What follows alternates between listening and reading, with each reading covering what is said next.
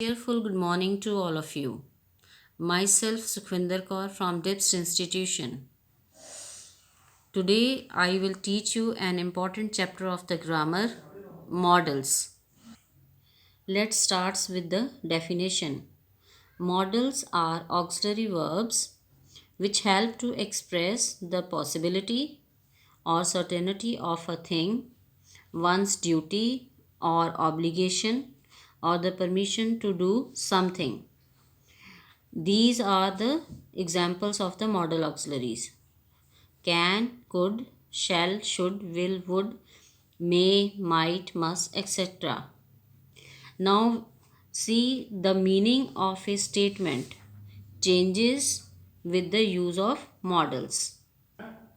See, in all these sentences, subject I is the same and the verb go is also same, and the object office to office is also same.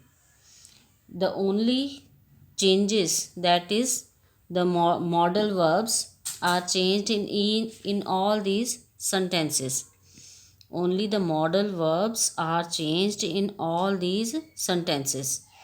So accordingly the meaning of the each sentence is also changed. See, from the first example, I go to office regularly. It is the simple statement. And in the second, I can go to office.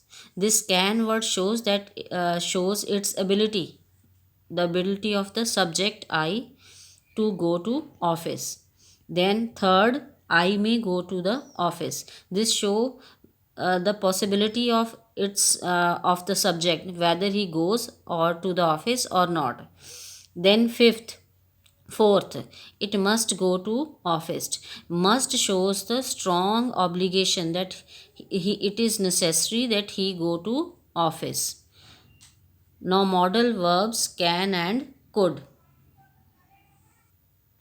First one is can. Can modal is used to express ability. For example, I can solve the problem. Can is also used to express or ask for permission. For example, to express itself, first example is you can leave the class. And the second example for asking permission is can I join class? So here we have to put, because it is an interrogative sentence, so we should put question mark at the end of the sentence. Can is used to talk about ability in the present form. Now second modal auxiliary, could. To talk about ability in past tense, we use could or could not. For example, I could have done it yesterday. Yesterday shows that this sentence is in the past tense form. So we use could instead of can. Could is used sometimes as most courteous form of request. For example, could you deliver parcel for me? This shows more courtesy to deliver the parcel by him, or we can say here you. Now third, be able to plus infinitive. This is not a modal auxiliary or modal verb.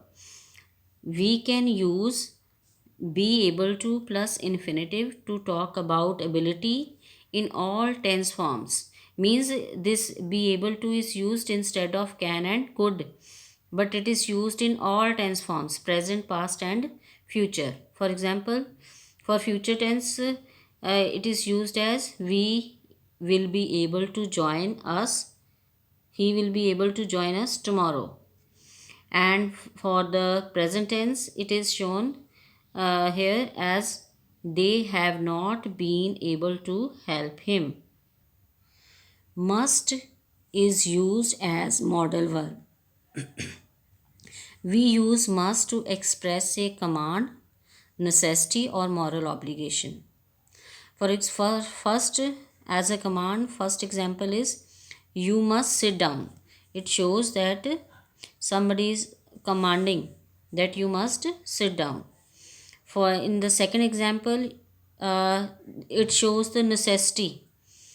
You must submit the report immediately. Then third shows the strong obligation or the moral obligation, that these you must obey traffic rules. Means the traffic rules must be followed by everyone. So it here the sentence shows the strong moral obligation. Must not is used to tell someone not to do something, or that is not necessary to do something. There we use must not. For example, you must not leave now, it's raining. Have to. Have to is not a model verb. We use an infinitive without to after have to. It is used in all tense forms. We have to go. For example, we have to go. In positive sentences, we use have to, like just like must, to indicate something is necessary. It is used just like a must to indicate something is necessary. For example, I have to finish my work. It is also written, it can be also written as I must finish my work first. So instead of that, we can also use this verb, this infinitive, I have to finish my work. In negative sentences, we use have to say something is not necessary.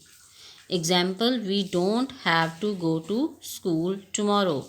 So with this, today the lecture is over, and we will continue it with tomorrow. So goodbye for now, students.